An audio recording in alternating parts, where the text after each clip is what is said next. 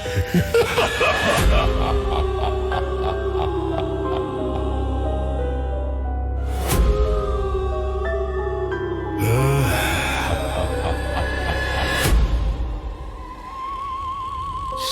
Philippines Podcast.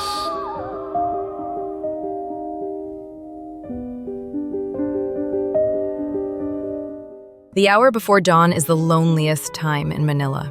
The city seems to hold its breath, the sky suspended between the faded glow of streetlights and the first uncertain spill of sunlight. Along the edge of Manila Bay, the water is black glass, silent but for the slow, patient lapping against the rocks. In these moments, before the city wakes and the horns and engines and vendors fill the air with their feverish noise, a different kind of voice rises from the sea. Some call it the sound of history. Others say it is something older, something restless, a warning whispered through salt and wind. Have you ever wondered why Manila seems forever caught in a cycle of disaster and renewal? Why the floods come so suddenly? Or why the storms always seem to claim more than just homes and streets? Is it only the weather? Or is there something else at work? Some ancient memory, some unsettled debt owed to the water and what lies beneath it. If you stand on the seawall in those darkest hours, you might feel it. A chill that is not just the breeze, a weight that is not just the humidity. You might hear, if you listen very carefully, a faint echo of bells, a distant crash of wood and metal, a single prayer in a language no longer spoken. Some nights, fishermen swear they see lanterns bobbing far out in the bay, moving against the current, as if searching for a way home. Tonight, we journey together into the shadowed waters of Manila Bay.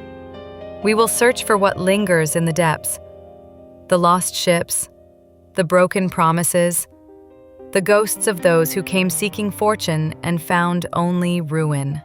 This is a story of conquest and catastrophe, of wealth beyond measure and greed without end, and of the spirits that refuse to be forgotten. It is a story that asks us to consider whether the past ever truly disappears, or whether, like the tide, it always returns. I must warn you, what follows is not just a tale of history, but of sorrow and tragedy that echoes through generations. Some stories will unsettle. Some will linger with you long after the episode ends. Please listen with care. I am Jessica, and you are listening to Stories Philippines Podcast. This is Season 4, Episode 6, first aired on November 8, 2005. The Sinking City, the haunting of Manila Bay and the Spanish galleons. While you listen, remember that your stories are the lifeblood of this show. If you have witnessed the unexplained or carry a story you are ready to share, reach out to us at storiesphpodcast@gmail.com. You will find show notes and support options in the description. For more haunting tales and exclusive content, join us on Patreon and follow us on social media for daily dives into Filipino folklore, both the celebrated and the obscure.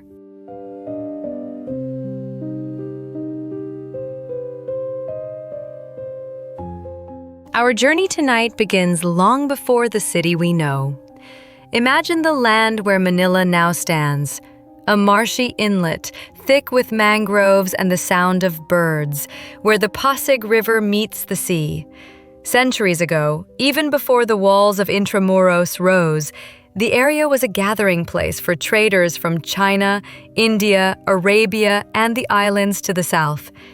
This was a place of barter and ceremony, where gold and porcelain changed hands, and where spirits were honored so the rivers would not flood and the sea would not claim the land. Then came the Spanish. In the 16th century, the conquistadors arrived, carrying new faith, new weapons, and new ambition. They saw Manila Bay as a gateway, a place from which they could reach the riches of Asia and send them across the world. The Spanish built their city on stone and fear, with walls to keep out enemies and churches to keep out the darkness. But the sea, as always, refused to be tamed. It was from these shores that the Manila galleons set sail. These were the largest ships of their age, marvels of wood and canvas, built to carry treasures beyond imagining. Porcelain, silk, spices, gold, and silver from the mines of the New World all passed through Manila, destined for Acapulco, then Spain, and finally the courts of Europe. For over 2 centuries, the city's fortune rose and fell with the tide, each arrival and departure a festival or a funeral, depending on what news the wind brought. Yet the galleons were not just ships. They were symbols of hope and fear, of promise and peril. For every successful voyage, there was another lost to the storm, the reef, or the relentless greed of men who loaded more cargo than the ships could bear. The Spanish crown, pressured by merchants and threatened by rivals, allowed only 1 or 2 ships to sail each year, turning each journey into a desperate gamble. Captains, poorly paid but immensely powerful, accepted bribes to overload their holds, setting sail during the monsoon season rather than wait another year. They risked everything, for themselves, for their crews, for the merchants and families whose lives depended on the trade. And so, again and again, Manila Bay became a graveyard. Of the roughly 130 galleons that sailed from Manila to Mexico, nearly 1 in 5 never made it. Some vanished without a trace, others left behind only splinters and sorrow. The wrecks piled up near the Strait of San Bernardino, their cargoes scattered across the sea floor, and with each sinking, a new layer of legend was added to the city.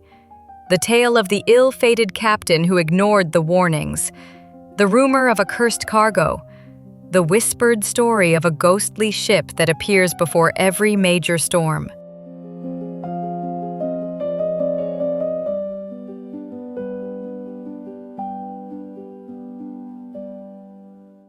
Even today, divers and fishermen tell of strange encounters in the bay. One listener, who grew up near the water in the district of Tondo, recalls a night when his father returned from a late fishing trip, his face pale, his clothes soaked with more than just seawater. He spoke of seeing an enormous shadow under the surface, a shape too large to be a boat, gliding silently beneath the waves. It was as if an entire ship was passing just below us, he said, but there was no sound, only the cold, and the feeling that we were being watched. Stories like this are not rare. Another submission describes eerie bells ringing out across the water on the anniversary of a famous shipwreck, the sound drifting so clearly that entire families stepped outside to listen, their hearts pounding with fear and wonder. The Spanish galleons themselves are said to haunt the bay, appearing as misty shapes on nights when the moon is hidden and the wind is restless. Some see lanterns bobbing far out at sea, moving against the current, as if searching for a port that no longer exists. Others report voices calling from the water, speaking in Spanish, Tagalog, or words that no one recognizes. It is believed that the souls of those lost at sea, sailors, merchants, stowaways, even slaves, wander endlessly, unable to find peace until their stories are told. The city's relationship with the water is complicated, shaped by both necessity and fear. Manila depends on the bay for food, trade, and beauty, but has always known that the sea is quick to take back what it gives. Floods are part of life. Typhoons arrive with terrifying regularity, submerging entire neighborhoods, turning streets into rivers and parks into lakes. Some believe these disasters are simply nature's way. Others whisper that they are retribution, the sea claiming what was stolen from it, punishing a city built on greed and broken promises. The theme of the water as both a giver and a taker runs through every layer of Manila's history. In the old stories, the bay is home to spirits both benevolent and vengeful. The Diwata of the water, the Encanto of the river, the ghosts of drowned lovers and murdered traders. They all find their place in the city's folklore. And always, beneath it all, The memory of the galleons, their holds bursting with treasure, their decks crowded with hopes and fears, their fate decided by the turn of a tide or the whim of a captain desperate to return home.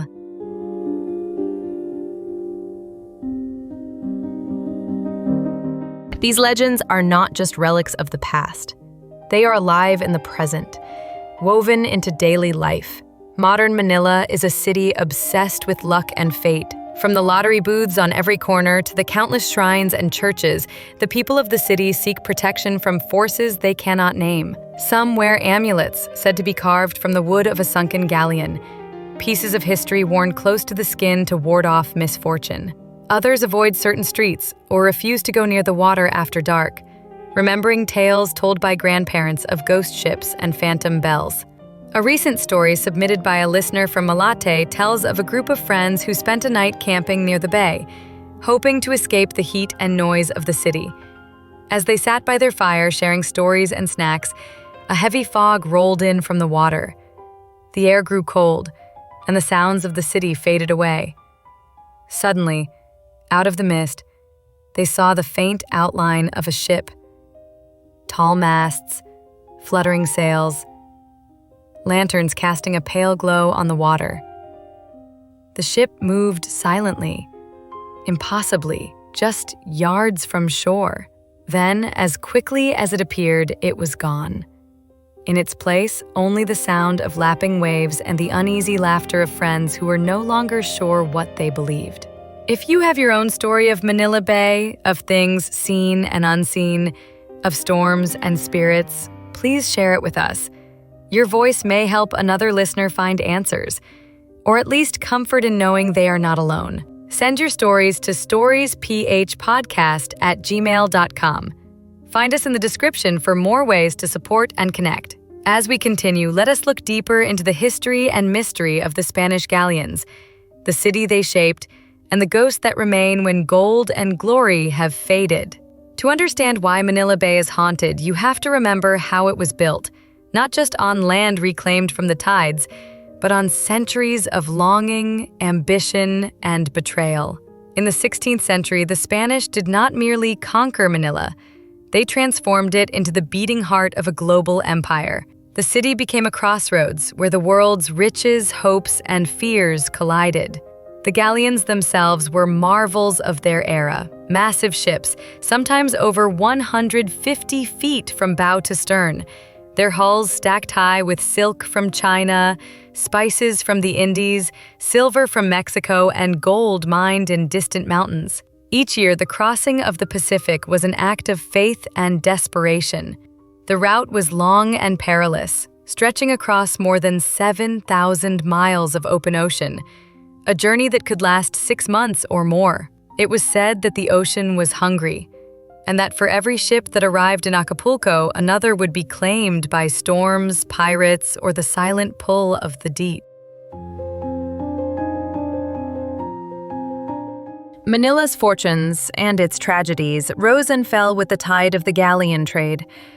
The city flourished on the surface, grand churches, stone walls, bustling markets, but beneath it all was anxiety, as every family, every merchant, every laborer knew that ruin could arrive as easily as wealth. If a galleon was lost, it was not just cargo that vanished, but futures. Dowries, inheritances, the hopes of entire neighborhoods. When word spread that a ship was overdue, the prayers began. When wreckage washed ashore, the grieving would gather on the beach, searching for any trace of their loved ones. And so, the bay became a place of restless spirits. For every ship that disappeared, tales emerged. The most famous among them was the story of a galleon that set sail in the late 1700s, never reaching its destination. Its cargo was said to be cursed, loaded with gold taken from a temple deep in Luzon, and the crew reported strange happenings even before they left port. Mysterious illnesses, the sound of chanting in the hold at night, sails that tore themselves free in perfect weather. When the ship vanished, some believed it had been claimed by the sea as punishment, and that its crew would sail forever beneath the waves, searching for forgiveness. Generations later, fishermen would claim to see a ghostly ship rise from the water just before a typhoon, its lanterns glowing with a cold, unnatural light. One story, submitted by a listener who grew up in Cavite, recalls a night in the early 2000s when his uncle saw a phantom galleon gliding silently across the bay as a storm gathered. The ship seemed to beckon, its flags tattered and its decks crowded with shadowy figures. The next day, the typhoon struck with unusual fury, flooding the city and tearing boats from their moorings. The family still speaks of that night with fear and awe, and the uncle, now an old man, refuses to go near the water after dark. The theme of water as both a blessing and a curse runs deep in Filipino folklore. The ancient Tagalogs believed that rivers and seas were alive with spirits, both helpful and vengeful. The Anito, nature spirits, were honored with offerings to keep the floods at bay and ensure safe passage across the water. When the Spanish arrived, they brought their own rituals, processions, blessings, the sprinkling of holy water, but the old beliefs never truly faded. In times of disaster, families still light candles on their windowsills or toss flowers into the bay, hoping to appease whatever force is watching from below. Floods are frequent in Manila, and each one brings a fresh wave of stories. In the aftermath of Typhoon Ondoy in 2009, residents of a riverside barangay reported seeing a line of figures walking through the floodwaters at dawn. They moved in silence, dressed in clothing centuries out of date, their faces hidden by veils of mist. An old woman claimed they were the lost crew of a Spanish ship, searching for their home. Her granddaughter submitted the story to our show, describing the way the air turned cold as the figures passed, and the strange metallic taste that lingered on her tongue for hours afterward. Such stories are not isolated. Manila's old cemeteries and churches, many built atop former burial grounds or on land reclaimed from the bay, are said to be especially active during storms. A security guard at an old church in Ermita once recounted how, during a particularly violent flood, he saw a procession of drenched, silent figures walk through the nave and vanish into the sacristy. He later learned that the church had once served as a shelter for survivors of a shipwreck in the 1800s, and that many had died there, unable to escape the rising water. The folklore of Manila Bay is filled with warnings. Some say that if you hear the sound of bells at night, you must not answer their call, for they are the bells of a sunken ship, and to follow them is to join the lost. Others claim that the sudden appearance of a storm in an otherwise clear sky is a sign that the sea is remembering an old injustice, and that offerings must be made to appease it. These beliefs persist, woven into the fabric of the city, shaping the way people think about disaster and fate. The Spanish chroniclers, too, were haunted by the bay. Early accounts speak of strange lights on the water, of ships that sailed out never to return, and of the eerie calm that sometimes settled over the city before disaster struck. The historian Antonio de Morga described Manila as a place where the elements conspire against the ambitions of men, and wrote of galleons lost to the wrath of the sea and the anger of unseen spirits. This sense of being watched, of living on borrowed land, has never left Manila. The city's rapid growth, its endless construction, its roads built over old waterways, only seems to provoke the bay further. In recent years, as floods have grown more severe and storms more unpredictable, some have begun to wonder if the city is being punished anew, its corrupt history rising from the depths to claim its due. Modern paranormal investigators, both amateur and professional, have spent nights on the breakwater with cameras and recorders, hoping to capture evidence of the bay's ghosts. One group, in a video uploaded to social media, described hearing the sound of chains and footsteps coming from the water, followed by a sudden drop in temperature and the appearance of strange orbs on their cameras. Another team reported electromagnetic disturbances and the inexplicable failure of their equipment at the very spot where, according to old maps, a galleon was believed to have sunk. Skeptics might say these are just tricks of the mind, a city's collective anxiety projected onto the water, the result of centuries of disaster and loss. Yet the stories persist. Even the most rational residents will admit to feeling uneasy near the bay at night, to avoiding certain alleys and stairwells where, it is said, the drowned sometimes walk. The haunting of Manila Bay is not just about ghosts. It is about memory, about the way history clings to a place, no matter how many times it is rebuilt or renamed. It is about the weight of unacknowledged sorrow, the cost of ambition, and the belief that the sea, in the end, always gets what it is owed. If you have ever witnessed something inexplicable near the bay, if you have heard the bells, seen the lanterns, or felt the chill of a forgotten ship passing through the night, share your story with us. Your experiences are the thread that weaves this tapestry of memory and warning. Reach us at storiesphpodcast@gmail.com. Find show notes and ways to support the podcast in the description. Discover more exclusive stories and daily folklore facts on our social media and Patreon. Let us now return to the heart of the city, to the flood-scarred streets and storm-lashed shorelines, to the places where the past and present meet, and where the water is never still. Thank you for your guidance.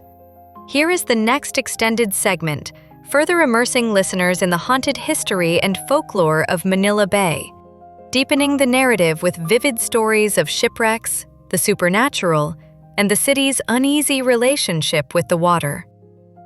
This section continues seamlessly, building on the emotional and historical threads already established. To live in Manila is to live with the sea's memory. Every rainy season, as the sky darkens and the wind begins to howl, the city's people look to the bay with a blend of hope and dread. For centuries, the water has brought fortune and disaster in equal measure. The Manila galleons, those floating kingdoms of wood and gold, defined the city's destiny for over 250 years. Yet for every parade and celebration that greeted a safe return, there were months of mourning when a ship failed to reappear on the horizon. One of the most tragic tales is that of the Nuestra Señora de la Concepción, a galleon that set sail in the late 1600s, laden with silver, porcelain, and the weight of 1,000 desperate prayers. She never reached her destination. Survivors later told of a storm so violent that the sky and sea became one, of masts snapping like twigs and men vanishing in the blackness. When the wreckage washed ashore, families descended on the beaches, searching for anything, jewelry, coins, a scrap of clothing, that might link them to the lost. The bay's fishermen, meanwhile, spoke of strange shadows moving beneath the waves, and of fish that would not enter the area for weeks afterward. The Concepcion story is just one among many. The San Diego, a converted trading ship turned war vessel, sank off the coast of Fortune Island in a fierce battle in the year 1600. Its ruins were discovered centuries later, yielding treasure, skeletons, and weapons encrusted with coral. Local divers who visited the site reported feeling watched, and some even claimed to hear muffled voices or the distant clang of a ship's bell. Sounds that should have faded long ago but instead linger like a curse. These shipwrecks are not merely footnotes in history books. They are living presences in the city's collective memory. At low tide, children still scour the beaches for bits of blue and white porcelain, believing the fragments to be lucky. Old women tell stories of spirits who wander the shoreline at dusk, searching for the homes they left behind. Some say you can tell a real piece of galleon treasure because it is always cold to the touch, no matter how long it sits in the sun.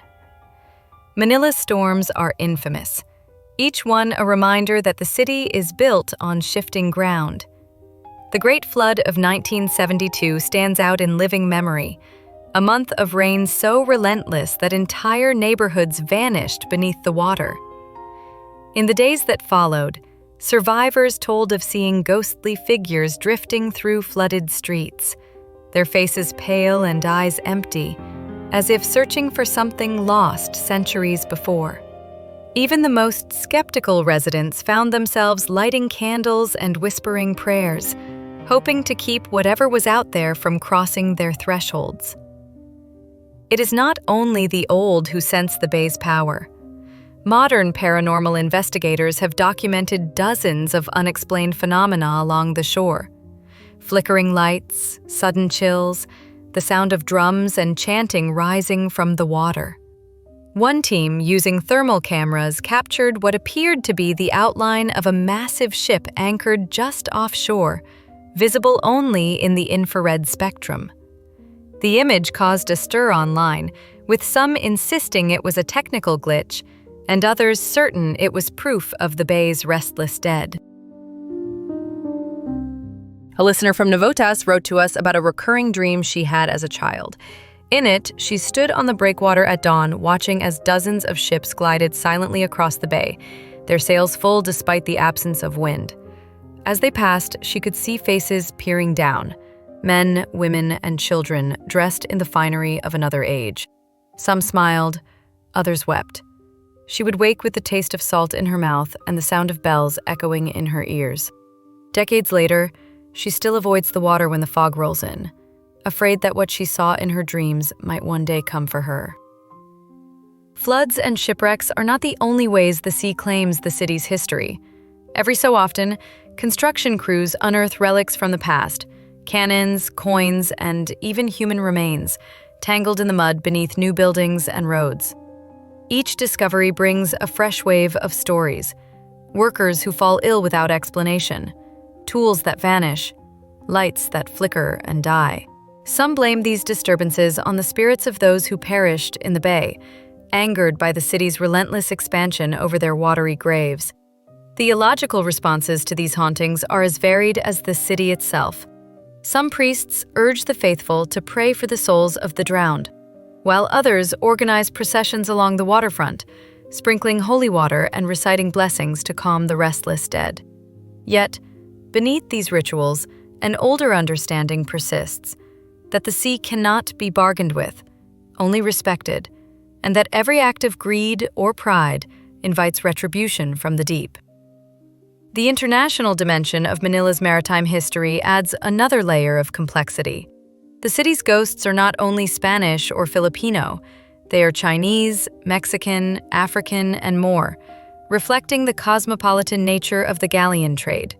Enslaved people, forced laborers, and migrants from across the world lived and died on these ships, their stories often forgotten by official histories, but remembered in the whispers of the bay's waves. Some local legends speak of a ship of shadows, crewed by the spirits of those who had no home to return to, eternally circling the city, neither welcomed nor at rest. These tales are echoed in stories from other ports around the world: London, Havana, Veracruz, where lost ships and restless spirits are blamed for disasters and unexplained phenomena. Yet, nowhere does the connection feel so immediate, so personal as in Manila, where every storm and every flood is a reminder that the past is never truly gone. If you have your own memories of the bay, whether they are dreams, warnings, or encounters with the unexplainable, add your voice to this living history. Email us at stories-phpodcast@gmail.com. Show notes, support options, and exclusive content are always linked in the description. For daily folklore and the latest updates, be sure to follow us on social media. As our journey continues, we will explore the most infamous disasters that have shaped the city's identity, the role of Manila Bay in the folklore of revenge and redemption, and the ways in which the sea continues to blur the boundary between the living and the dead. There are nights when the city feels suspended between worlds, when the rain falls so hard it blurs the line between sky and sea, and the streets become rivers, carrying with them everything unanchored. Manila has grown used to this rhythm. Each year, as the typhoon warnings sound, families stack sandbags at their doors, friends text warnings and prayers, and the city braces for the water's return. The bay, which during the day sparkles with sunlight and laughter, becomes something else entirely when the storms roll in. It becomes a memory, an accusation, a threat. It is in these moments of crisis that the old stories resurface, as if summoned by the rising tide. One listener, a nurse from Pasay, wrote about the night her hospital lost power during a particularly fierce typhoon. The emergency generators failed, plunging the building into darkness. As she and her colleagues hurried to check on patients, she saw, through the rain-streaked windows, a procession of figures moving along the flooded street outside. They walked slowly, heads bowed, lanterns bobbing, their footsteps silent in the water. She watched, frozen, as the procession passed beneath a flickering streetlight, their faces pale and eyes shining with what looked like tears. When the power returned, the street was empty, the water receding as suddenly as it had come. Floods are more than just a natural hazard in Manila. They are a reminder that the city's foundation is always shifting, always vulnerable. The bay's waters have claimed entire neighborhoods, erasing boundaries and histories with a single unstoppable surge. After the water retreats, the city is left to reckon with what remains: mud-caked furniture, ruined photographs, and always the question of what else might have been carried away in the night. The psychological toll of these disasters is woven into the city's folklore. Children are taught to respect the water, to never play near the bay after dark, to avoid certain streets where, it is said, the drowned sometimes return. Some families hang old coins or broken porcelain above their doors, charms said to protect against spirits seeking shelter from the rain. When tempests sweep through, elders light candles and recite prayers, not just to keep the water at bay, but to honor the souls it carries with it. There is a story, passed down through generations in a family from Ermita, about a man named Rico who vanished during the Great Flood of 1972. He was last seen near the old customs house, trying to save a neighbor's children from the rising water. For days, the family searched the flooded streets, calling his name, but found only silence. Weeks later, after the water had receded, Rico's sister claimed to see him standing on the seawall at dawn, his clothes still wet, his eyes filled with sadness. She called to him, but he turned and vanished into the fog. Some nights, especially when the storms are at their worst, she says she still hears his voice on the wind, reminding her to stay safe and keep the candles burning. Stories like these are not confined to the past. In the aftermath of Typhoon Yolanda, one of the strongest storms to ever hit the country, survivors in a coastal barangay reported seeing ghostly boats drifting through flooded streets, their crews as silent and immaterial as the mist. Some said they heard the clang of bells and the creak of wooden hulls, sounds that should have belonged to another era. These sightings became a source of comfort and fear, a sign, perhaps, that the city's dead had not abandoned their descendants, but also a warning that the water's hunger was not yet sated. Modern Manila is a city of contradictions. Skyscrapers rise beside crumbling colonial facades. Neon lights reflect in puddles left by ancient rains. The bay's shoreline is lined with restaurants, parks, and promenades, places where couples walk hand in hand and families gather to watch the sunset. Yet, beneath this veneer of peace and progress, the old anxieties remain. Every year brings a fresh reminder that the city is never more than a few days of rain away from disaster. The ghosts of the galleons, the lost sailors, and the drowned do not rest. They walk the same streets, haunt the same dreams, and linger in the same shadows as they have for centuries. A young man from Binondo shared a story that still troubles him. After a night out with friends, he wandered down to the bay for some fresh air, drawn by the sound of distant music. He found himself alone on the breakwater, the city's lights shimmering on the water. Suddenly, the music faded, replaced by the unmistakable sound of voices singing in Spanish. A hymn he recognized from his grandmother's stories. He turned and saw a ship, impossibly close, its decks crowded with people dressed in clothes from another time. They looked at him, not with malice, but with a deep, unnameable sorrow.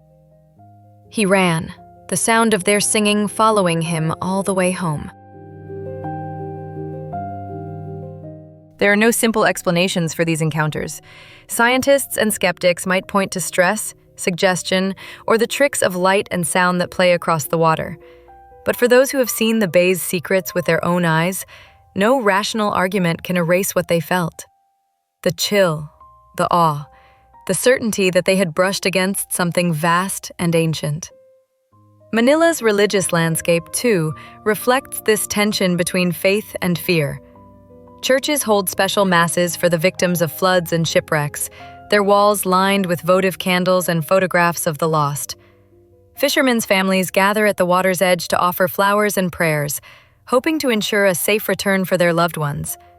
At the same time, the old rituals, offerings to the sea, whispered incantations, charms hung in boats and homes, persist, blending with newer beliefs in a syncretic dance as old as the city itself.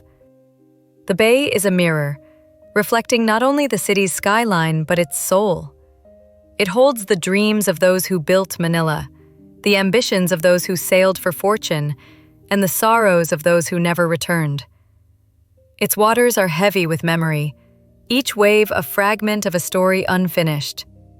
If you have ever felt the weight of history pressing in with the fog, if you have heard the voices of the past calling through the rain, if you have seen the outline of a ship where none should be, your story is part of this tapestry. Share it with us at storiesphpodcast@gmail.com. Find show notes, support links, and more in the episode description. For daily folklore and behind-the-scenes glimpses, follow us on social media or join us on Patreon. As we look ahead, our journey will bring us even deeper, into the heart of the city's most enduring mysteries, the power of collective memory, and the haunting question of whether Manila's fate is to rise above the water or to be reclaimed by it, one storm at a time. The tide is always turning in Manila. When the storms pass and the waters recede, the city emerges, battered but alive, its people sweeping mud from their doorways, hanging clothes to dry and starting again. Yet every flood leaves a mark. Every storm writes a new line in the city's history. Every time the bay claims another piece of land, another memory, it reminds us that nothing built on this shore is ever truly permanent. We like to think that history is something we leave behind, a set of dates and names and sunken ships lost beneath the waves. But in Manila, the past is never silent. It washes up with every tide. It echoes in the bells that ring through the mist. It flickers in the lanterns that drift across the bay on sleepless nights. The ghosts of the galleons, the lost and the longing, walk beside us whether we see them or not. Sometimes I wonder if the city will ever be free of its hauntings, or if, perhaps, the real curse of Manila is not the floods or the storms or the restless dead, but our unwillingness to remember what came before us. Maybe the bay is not just a body of water, but a mirror, one that shows us the consequences of our ambition, our greed, our forgetfulness. Maybe every broken seawall, every shipwreck, every drowned street is a lesson we have yet to learn. If you find yourself walking near the water after dark, pause for a moment. Listen to the sound of the waves and the wind, the distant clang of a bell, the voices that come and go like dreams. Ask yourself, what do we owe the past? And what does the past demand of us? Are the floods and the hauntings only warnings, or are they invitations to finally remember? to finally make peace with what we have lost. Cities can be rebuilt, fortunes regained, but the stories of the drowned never leave the water. They are patient. They wait for us to listen. Thank you for sharing this journey with me, Jessica, tonight on Stories Philippines podcast. If this episode stirred memories, questions, or chills, I invite you to explore our past and future stories. Submit your own tale to storiesphpodcast@gmail.com. Find more information, support options, and show notes in the description below. Unlock exclusive content on Patreon and join our community on social media for daily folklore and fresh mysteries. As you head into the night, remember, do not forget to like, subscribe, follow, and share this podcast. Support the show financially in ways you'll find in the show notes. Your presence here keeps these stories alive. Thank you for listening, for remembering, and for keeping the light burning in the dark. Until next time, stay safe and good night.